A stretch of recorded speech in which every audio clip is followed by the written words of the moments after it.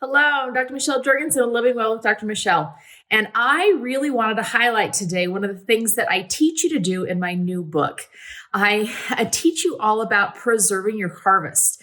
The new book is called SelfSufficient Living. And part of self-sufficient living is being able to provide for yourself year round. Well, if food's not growing and plentiful on your table, what are you going to do to provide for yourself? You know, the way you do it is through preserving food. So tonight, I just made chili for tomorrow. I put it in the crock pot tonight, put it in the fridge overnight. In the morning, I put it on, turn it on, set it for all day long. When we come home from work, it's all ready to go. That is the only way to do meals, I'll tell you that. But one thing that really helped me make this tonight is, first, I had my frozen peppers. So these were some peppers that I grew last year. I had a bountiful harvest.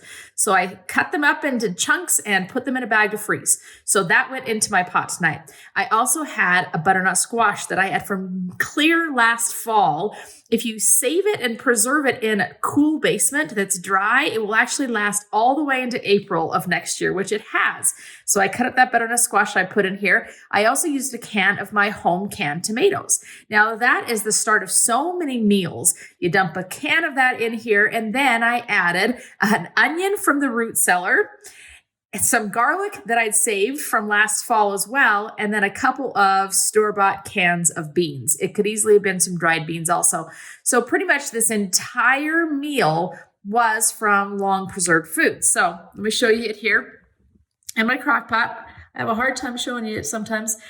It's going to be delicious. Butternut squash chili, and it's all from home preserved foods. So these are the kinds of things that I teach you in self-sufficient living. I really want you to learn how to be able to provide for your family year round, no matter if you can get to the grocery store or not. And this is how you do it. Make sure to check the book out.